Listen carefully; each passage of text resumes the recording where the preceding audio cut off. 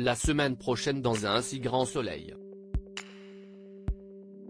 Joe se compromet en témoignant en faveur de Sofia et devient la principale suspecte dans l'enquête sur la mort de Ford. Bilal recueille chez lui l'homme qu'il a défendu lors d'une agression homophobe. Attention, les paragraphes qui suivent contiennent des spoilers sur les épisodes d'Un si grand soleil diffusés la semaine prochaine sur France 2. Joe en mauvaise posture. Gaël a réussi à obtenir des aveux de Joe. Se croyant dans la confidence, la journaliste lui avoue avoir drogué Mero pour obtenir des documents confidentiels. Mero aurait voulu se venger en lui donnant du poison à son insu, ce qui a tué Ford accidentellement. Ces informations sont corroborées par le témoignage de Mero au commissariat. Manu a réussi à le faire avouer devant la menace d'une mise en examen pour le meurtre de Ford. Faute de charge, Sofia est relaxée. Mais les soupçons de Manu se portent désormais sur Joe car elle a piégé Mero et s'est introduite chez Ford le soir de sa mort. Difficile de prouver son innocence alors que le poison qui a tué Ford se trouvait dans la bouteille d'alcool qu'elle a partagée avec lui. Or cette bouteille lui était destinée. Mais désormais, Gaël craint d'être mise en tort à cause des confessions que lui a faites Joe en dehors de l'enquête officielle, et de mettre en péril sa relation avec Alexandre.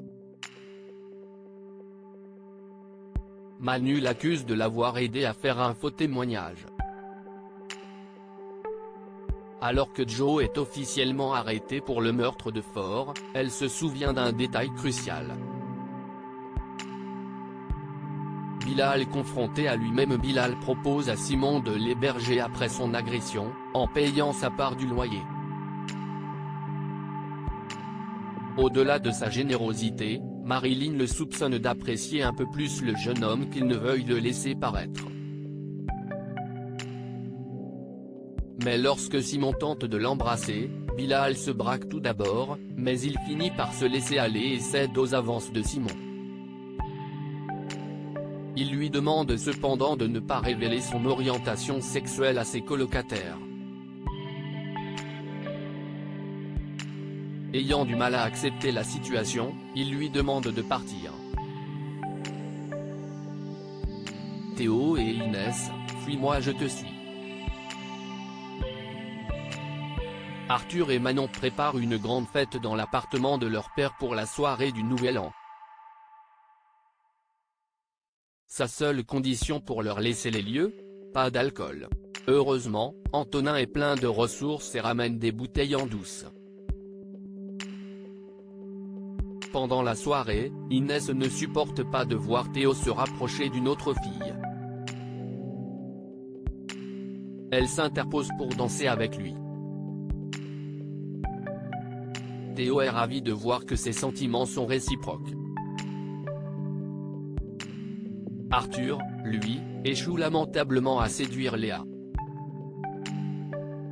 Il boit pour oublier, et se blesse en brisant une bouteille. Théo, Claire et les Bastides célèbrent le passage en 2019, tous réunis à l'hôpital. Le lendemain, Inès avoue à Théo ne pas vouloir foncer tête baissée dans une nouvelle relation après sa rupture avec Dylan, et lui demande d'être patient. Course contre la montre pour Julien. Pour sauver Elle Cosmétique du rachat par Elisabeth dans les délais impartis, les employés font bloc derrière Julien et proposent de tous acheter des parts de la société pour l'aider.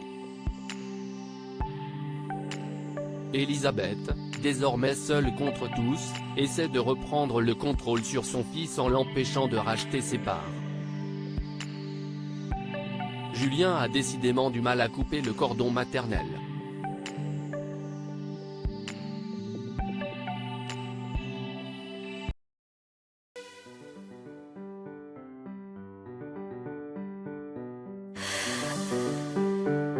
나